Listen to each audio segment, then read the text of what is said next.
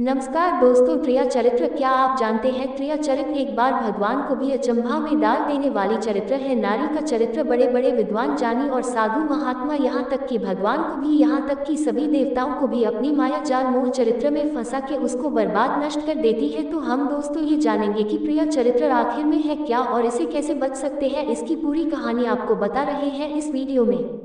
प्रिया चरित्र जाने नहीं कोई खसम मारकर सती हुई, ये कहावत कोई ऐसे ही नहीं बनी है। इसके पीछे एक लंबी कहानी है। इस कहावत का अर्थ है कि स्त्री का चरित्र एक अबूझ पहेली है, उसे कोई नहीं जान सकता है।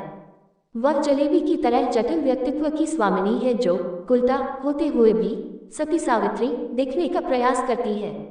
वह अपने पति को मारकर सती होने का स्वांग रच लेती है। पर ऐसा चरित्र समस्त स्त्रियों का हो यह जरूरी नहीं है। कुछ स्त्रियां ही ऐसे चरित्र की मालकिन होती हैं, समस्त नहीं। आओ आज एक कहानी सुनते हैं कि ये कहावत कैसे बनी। पंपापुर नामक एक राज्य था जहां पर विलासराय नामक राजा राज्य करता था। राजा का जैसा नाम वैसे ही उसके गुण थे, अर्थात वह एक विलासी राजा था। पूरे राज्य में स्वच्छंदता का बोलबाला था। न केवल पुरुषों अपितु स्त्रियों का भी हद दर्जे तक चारित्रिक पतन हो गया था। विवाहितर संबंध कायम करना एक आम बात थी उस राज्य में। उस राज्य में सुधर्मा नामक एक लकड़हारा रहता था। उसकी पत्नी का नाम सुलक्षणा था।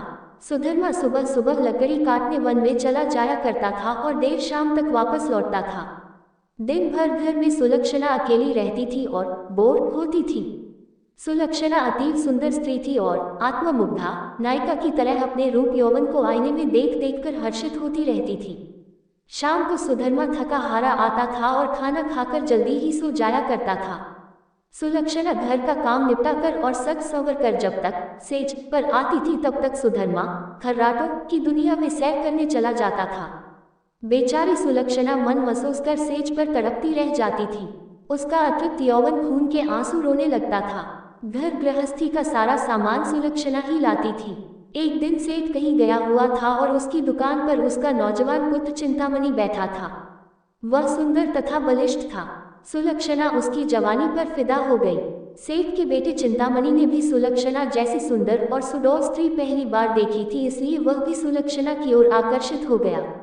दो जवां प्यासे दिल मिल गए तो अब बदन मिलना भी आवश्यक हो गया था। चिंतामणि ने एक मिलन स्थल भी खोज लिया था।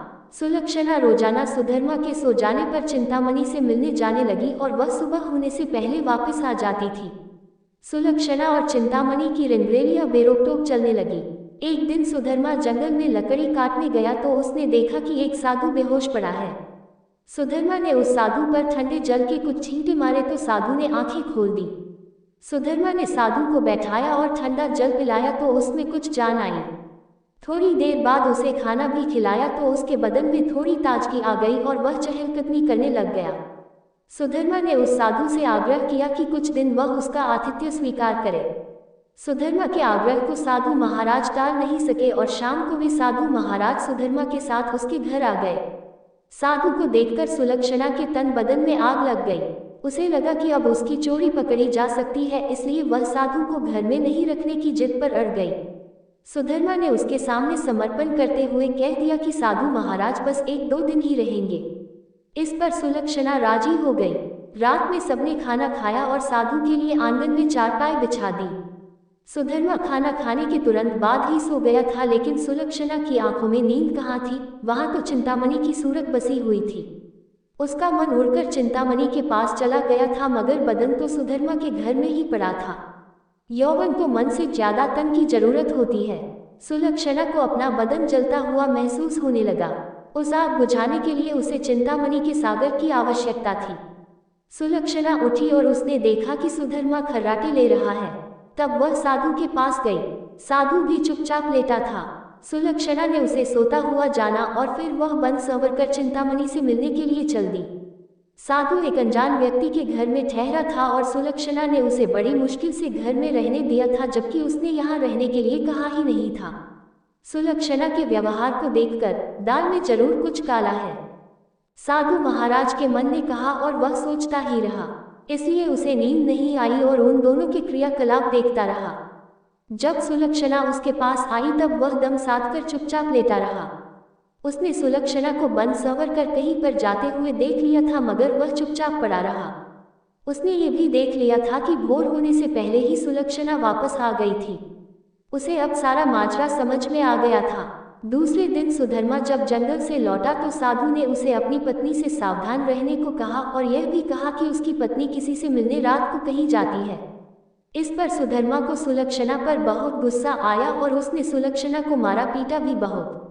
उसने सुलक्षणा को एक खंभे से बांध दिया और सो गया। सुधर्मा के मकान के पड़ोस में हरिराम नाई रहता था, जिसकी पत्नी का नाम सुशीला था। सुलक्षणा की तरह सुशीला भी एक चरित्रहीन स्त्री थी। उसका भी एक यार था। चूंकि दोनों एक ही नाव पर सवार थी, इसलिए दोनों घनिष्ठ सहेली बन गई थी। दोनों सहेलियां एक दूसरे के संदेश लाने ले जाने का काम भी करती थी, इसलिए दोनों स्त्रियां एक दूसरे के प्रेमियों से भली भांति परिचित थीं। उस रात जब काफी देर तक सुलक्षणा नहीं आई तो चिंतामणि को चिंता होने लगी। वह भागा भागा सुशीला के पास आया और सुलक्षणा को बुला लाने के लिए सुशीला से कहने लगा। सुशीला सुलक्षणा के घर गई तो उसे खंभे से बंधा पाया। तब सुलक्षणा ने सारी कहानी बता दी। सुशीला ने चिंतामणि का संदेश सुलक्षणा को दिया तो सुलक्षणा ने अपने बंधे होने की मजबूरी बता दी। इस पर सुशीला ने कहा, ऐसा कर, मैं तेरे बंधन खोल देती हूँ। तू चिंतामणि से मिल आ, तब तक मैं यहाँ बंधी रहूंगी। उसके इस प्रस्ताव पर सुलक्षणा की बाछें खिल गई और वह अपनी जगह सुशीला को बांधकर चिंतामणि से मिलने चली गई। साधु महाराज ये सब खटराक देख सुन रहे थे, मगर वे चुपचाप खाट में दम साधे पड़े रहे। रात में जब सुधर्मा की नींद खुली तो उसे सुलक्षणा पर थोड़ी दया आई और उसने सोचा कि उसने कुछ ज्यादा कठोर रूप धर लिया है। अब सुलक्षणा को खोल देना चाहिए। लेकिन मन ने कहा, अगर वह फिर से अपने प्रेमी से मिलने चली गई तो? अब इस सवाल का कोई जवाब नहीं था उसके पास।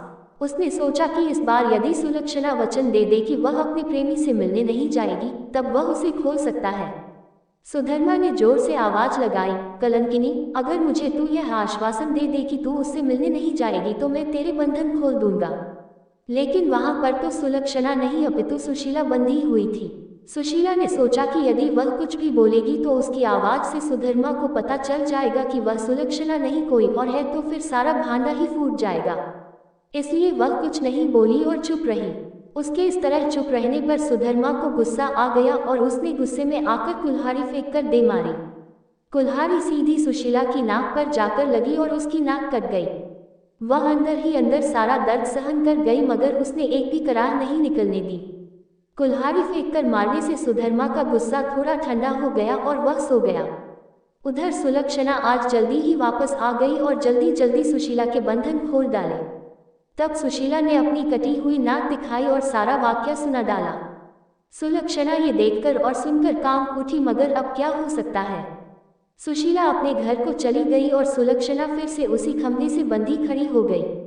साधु बाबा चारपाई पर पड़े पड़े ये सारा क्रिया चरित्र देख रहे थे। थोड़ी देर बाद जब सुधर्मा की नींद खुली तो उसने अपनी पत्नी सुलक्षणा से फिर कहा, देख, तू अब भी मुझसे सच सच कह दे और मुझे ये वचन दे दे कि तू फिर कभी उससे मिलने नहीं जाएगी तो ठीक रहेगा, नहीं तो जिस प्रकार मैंने तेरी नाक काटी है, अब तेरे दोनों कान भी काट दूंगा। फिर तू नकटी और बूची हो जाएगी, तब तेरा घर से निकलना ही मुश्किल हो जाएगा। इन शब्दों को सुनकर सुलक्षणा के षड्यंत्रकारी दिमाग में एक युक्ति सूझी। उसे पता था कि नाक उसकी नहीं सुशीला की कटी है और इस बात का पता सुधर्मा को नहीं है। अतः इस नासमझी का फायदा उठाना चाहिए। तब उसने क्रिया चरित्र दिखलाते हुए नाटक करना शुरू कर दिया और जोर जोर से रोना शुरू कर दिया। रोते रोते बोली, तुम मर्द लोग बड़े बेरहम होते हो, अपनी पत्नी पर झूठा इल्जाम लगाकर उसकी नाक काट देते हो।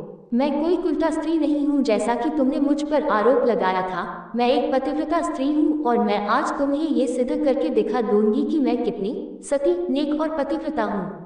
ऐसा कहकर उसने आसमान की ओर देखा और भगवान को संबोधित करते हुए बोली, हे प्रभु, हे माता गौरी, हे समस्त देवी देवताओं, हे दसों दिशाओं, आप सभी मेरी बात ध्यान से सुनो और मेरे साथ न्याय करो। मैं यदि तन मन और वचन से एक पतिव्रता और सती स्त्री हूँ तो मेरे पति ने मुझ पर बच्चलन होने का आरोप लगाकर जो मेरी नाक काटी है, वह नाक फिर से जो जाए और एक पतिव्रता स्त्री क्या होती है ये पूरे जग को पता चल जाए। और वह ओम नमो भगवते वासुदेवाय नमः का जाप करने लगी। सुधर्मा ये सब देख और सुन रहा था। अभी 3-4 बार ही मंत्र का जाप हुआ था कि सुलक्षणा चीख पड़ी, मेरी नाक जुड़ गई। मेरी नाक पहले जैसी हो गई। हे भगवान, तेरा लाख लाख शुक्र है जो तूने एक पतिव्रता स्त्री की लाज रख ली और मुझ पर बदचलन होने का झूठा आरोप जो मेरे पति ने लगाया था उसे खारिज कर दिया। मैं आपका यह उपकार जिंदगी भर नहीं भूलूंगी भगवान। और उसने नीचे धरती पर झुककर भगवान को प्रणाम किया। तब तक सुबह हो गई थी। सुधर्मा को उसकी बातों पर विश्वास नहीं हुआ, इसलिए वह उसके पास गया और उसकी नाक को छूकर देखा, वह पहले जैसी ही थी। वह सुलक्षणा को आश्चर्य से देखता ही रह गया और अपनी गलती पर पछताने लगा। उधर सुशीला ने अपने चेहरे पर एक कपड़ा इस तरह लगा लिया कि नाक दिखाई नहीं दे। सुबह होने पर नाई हरिराम अपनी दुकान जाने लगा तो उसने अपनी पेटी संभाली। उसने एक बड़ा वाला उस्तरा नहीं था। उसने सुशीला से कहा कि बड़ा वाला उस्तरा ला दे। सुशीला नाक कटने से चिढ़ी हुई सी थी तो उसने हरिराम की तरफ एक चाकू फेंक दिया और कहा, ले, ये ले तेरा बड़ा वाला उस्तरा। बड़े वाले उस्तरे की जगह चाकू देखकर हरिराम का पारा 7वें आसमान पर चढ़ गया। उसने अपनी पेटी खोली और एक छोटा उस्तरा निकाला और उसे सुशीला की ओर फेंक कर मारा। सुशीला की चाल कामयाब हो गई। वह यही तो चाहती थी। उसने उस्तरा हाथ में पकड़ा और जोर जोर से चिल्लाने लगी, अरे मेरी नाक काट दी, हाय मेरी नाक काट दी। उसकी आवाज़ सुनकर अड़ोसी पड़ोसी आ गए और वहां भीड़ लग गई। लोगों ने देखा कि सुशीला की नाक कटी हुई है और उसके हाथ में एक छोटा उस्तरा है। सुशीला कहे जा रही थी कि उसके पति ने उसे बदचलन बताकर बेवजह ही उसकी नाक इस उस्तरे से काट दी है। लोगों ने सुशीला की बात सही मान ली और हरिराम नाई की खूब धुनाई कर दी। इतनी देर में राजा के सिपाही आ गए और हरिराम नाई को पकड़कर ले गए। राजा की अदालत में मुकदमा चला। सुशीला ने स्वयं को सती सावित्री पतिव्रता बताते हुए अपने पति पर आरोप लगाया कि उसने उसे बदचलन बताकर उसकी नाक उस उस्तरे से काट ली थी। उस्तरा भी था और सुशीला की नाक भी कटी हुई थी। एक पत्नी अपने पति पर मिथ्या आरोप क्यों लगाएगी? अतः राजा ने हरिराम नाई को दोषी मानते हुए उसे मृत्युदंड सुना दिया। इस मृत्युदंड की चर्चा पूरे राज्य में फैल गई। सुधर्मा के घर में ठहरे हुए साधु महाराज ने भी जब हरिराम नाई को मृत्युदंड की बात सुनी तब वह विचलित हो गया। उसे दोनों स्त्रियों के क्रिया चरित्र का संपूर्ण ज्ञान था, जिसकी चपेट में एक निर्दोष व्यक्ति हरिराम नाई आ रहा था और अपनी जान से हाथ धो रहा था। तब वह राजा के पास गया और संपूर्ण घटनाक्रम राजा को कह सुनाया। राजा ने सुधर्मा और सुलक्षणा को दरबार में बुलवाया और कड़क कर सारी बातें सच सच बताने के लिए कहा। तब सुलक्षणा और सुशीला ने सारी बातें सच सच बता दी और अपने स्वांग को भी बता दिया। अब मामला पूरी तरह से साफ हो चुका था। दोनों स्त्रियों का अपराध सामने आ गया था और हरिराम नाई निर्दोष सिद्ध हो गया था। इस षड्यंत्र के लिए दोनों कुलटाओं को भीषण दंड दिया जाना था, लेकिन स्त्री, बालक और साधु को मृत्युदंड नहीं दिया जा सकता है। इस शास्त्रीय विधान के अनुसार दोनों स्त्रियों के नाक कान काटकर उन्हें छोड़ दिया गया। इस पूरे वृतांत को देखकर साधु महाराज बोल पड़े, क्रिया चरित्र जाने नहीं कोई, खसम मार कर सती कोई।